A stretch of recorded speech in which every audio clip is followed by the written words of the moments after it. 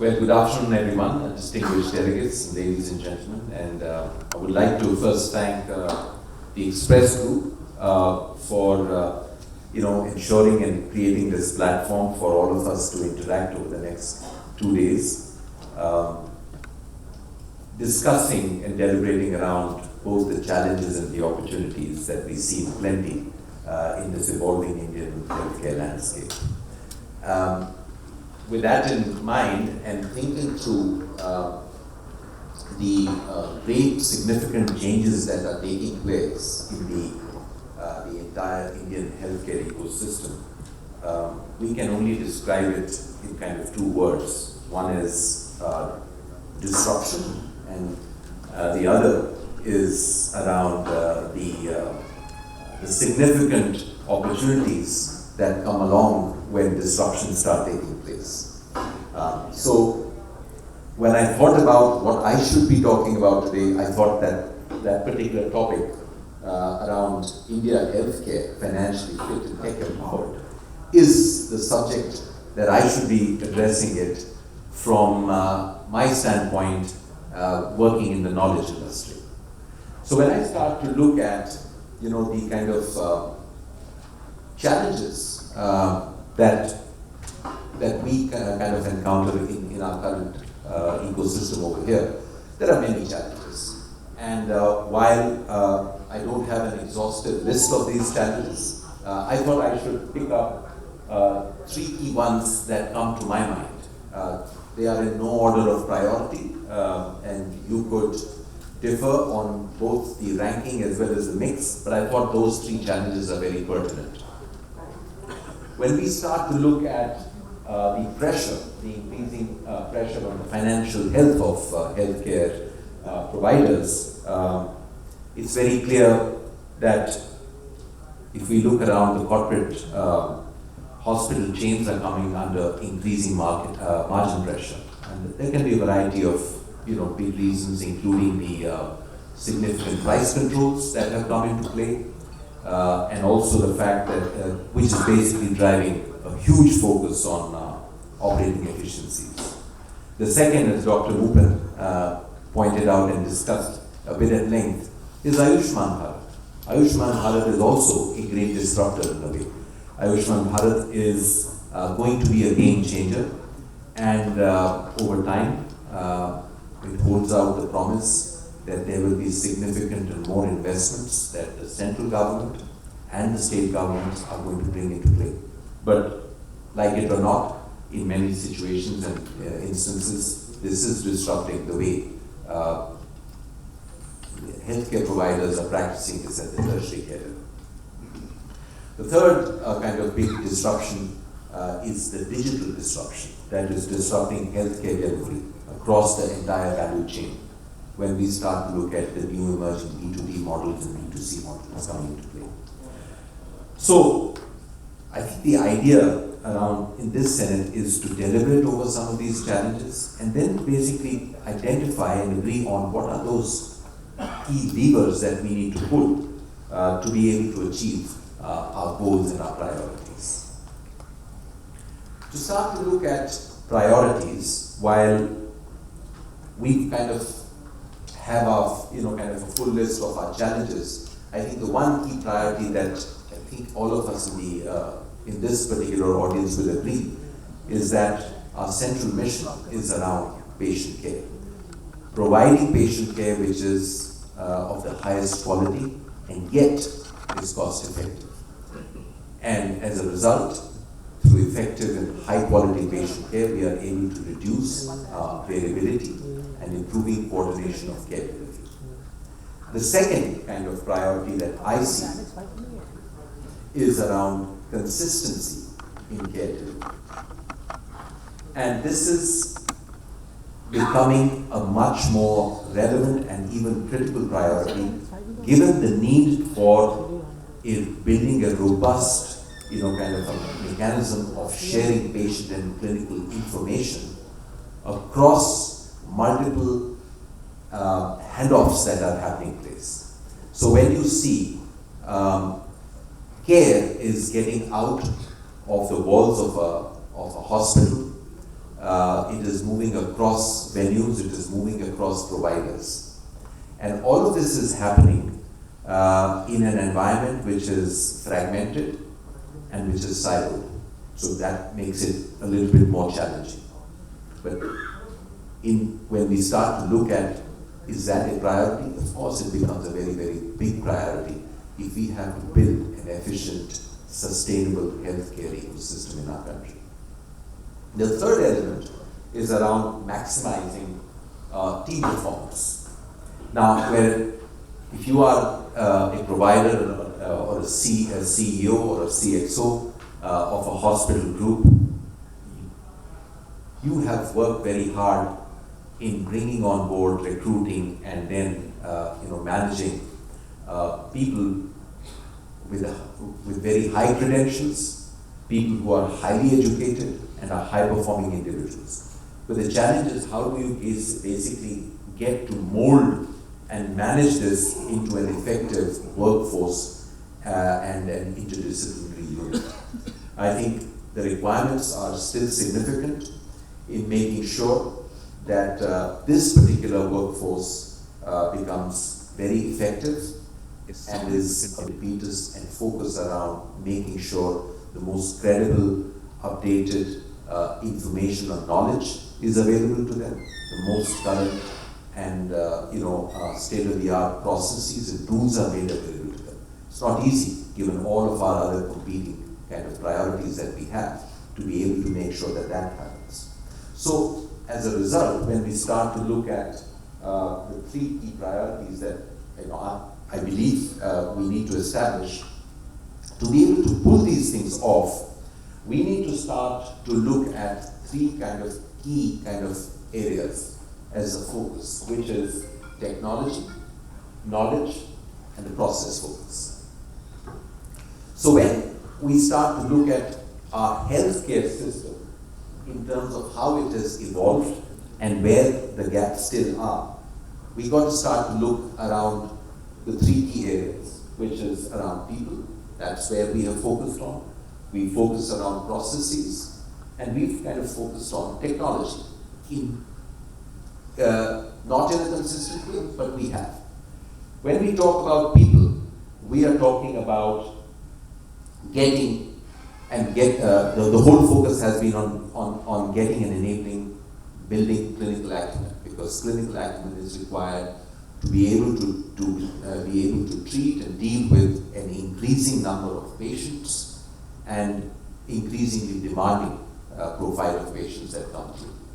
Now that kind of increasing patient load and the increasing demands that the patients make in this information age also adds to a burnout and attrition. So those are some of the kind of challenges that come in the wake of the focus around people. The second element is around processes. So there has been a lot of focus on kind of processes to drive and build with a strong kind of a focus on operational focus.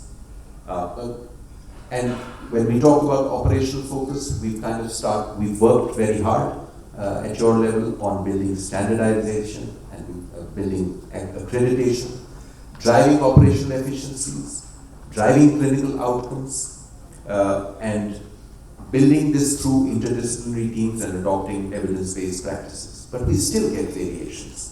And variations happen for a variety of reasons. They happen because of convenience. They happen as a result of an element of subjectivity, which is driven by the individual training and experiences that physicians have developed over years in terms of their practice. The third area that the healthcare system has focused on is technology.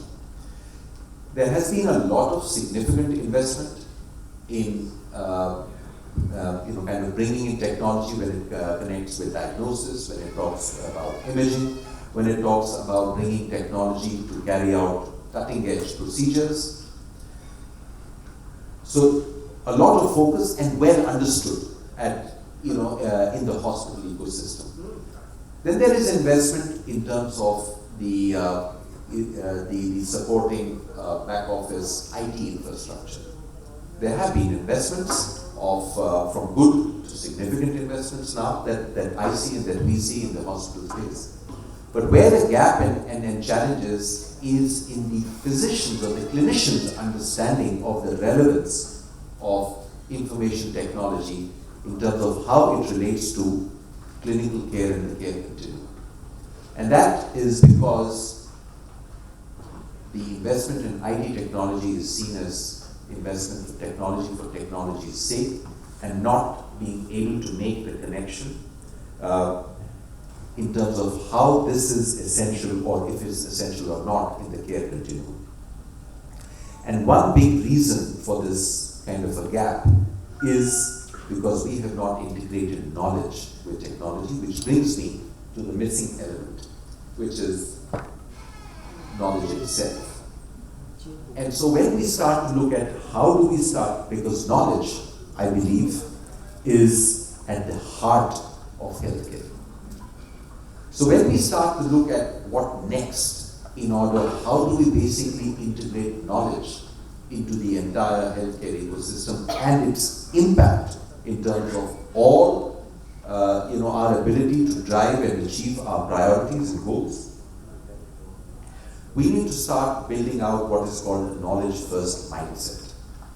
So while we have established processes for managing operations at a hospital level, when we start to look at all the processes at the patient-facing, the customer-facing level, in all these areas, and including the processes that we have been able to build around managing biomedical engineering, IT, at the OT, CSSD kind of a space, what is missing is processes for knowledge acquisition and practice.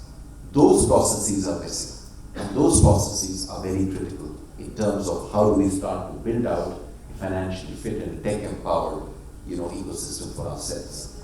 And I'll kind of get into a bit of detail around what we mean by empowering knowledge through technology. Knowledge is at the intersection of people, of processes, and technology. Technology will be a key enabler of bringing knowledge to the forefront in terms of bringing knowledge at the point of care. Technology will also be a very key enabler in making sure that knowledge becomes more accessible when it is required at the point of care.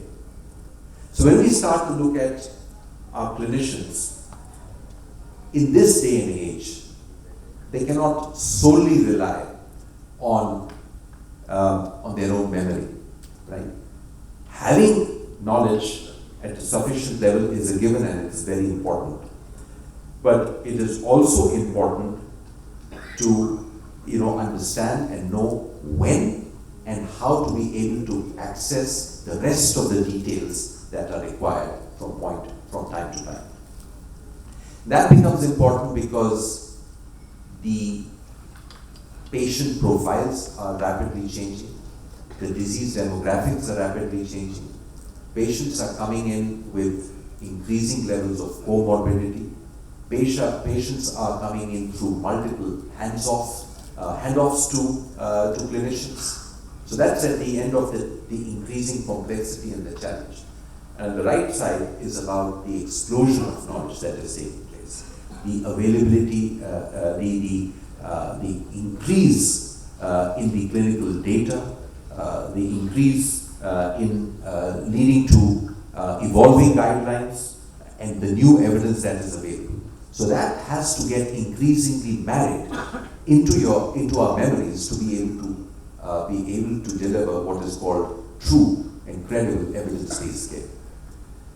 That kind of brings us to the optimal result. And the result is that the result that we all desire would be to now move away from unwarranted variations in care, which compromise safety, which compromise quality of care that every patient deserves, and to be able to get and build consistent and uniform care.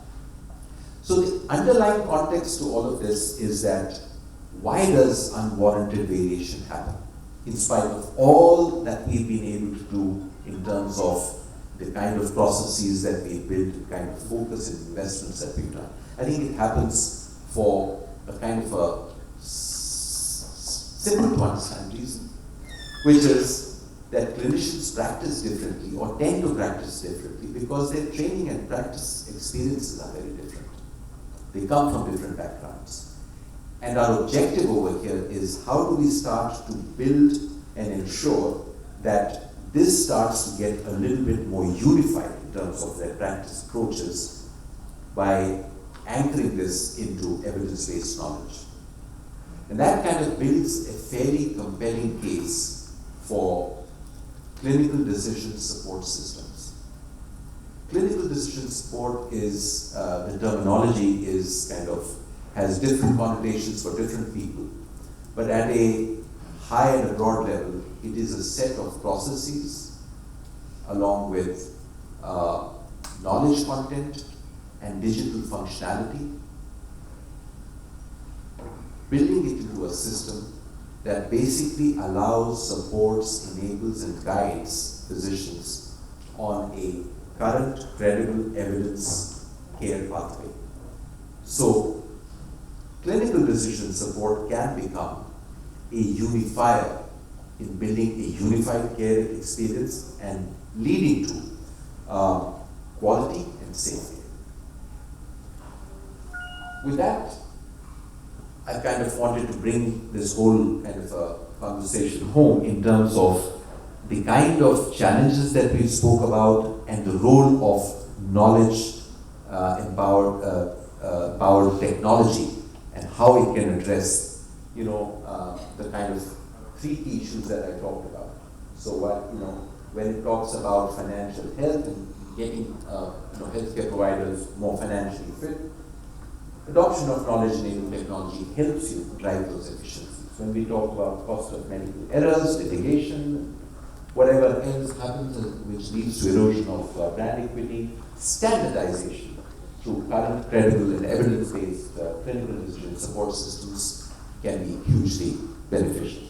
And obviously, creating that differentiation in a very crowded tertiary care environment, again, adopting knowledge-based technology can build that level of standardization, build that level of kind of trust and credibility for institutions that can obviously elevate and build out your brand credibility.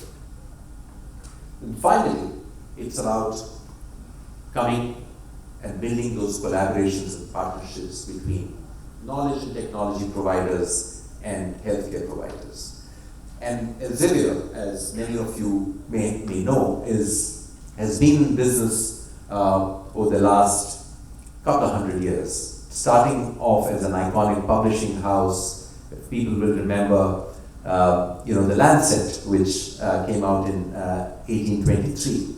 We, as a company, have a fairly unique combination of a strong legacy and cutting-edge technology. Elsevier basically manages or owns 17 or more than 17% of the global medical content. Our expertise lies in combining technology and bolting it on to authoritative, validated, curated content, and using smart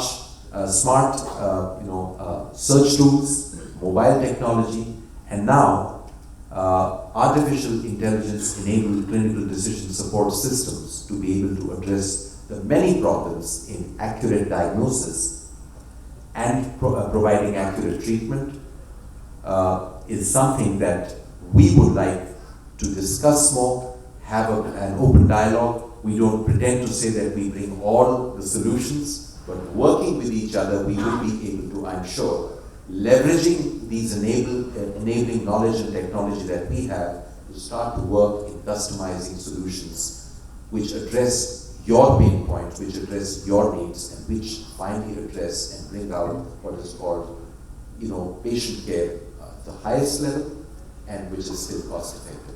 So I invite all of you to join us tomorrow between 8:30 and 10 for an Elsevier Power discussion. I will be ably supported by a very strong and capable team. And together we should be able to have an open dialogue, exchange ideas, and essentially look at the potential for collaboration as we achieve our own common goal. Thank you very much. Mr. Kaul, thank you very much for your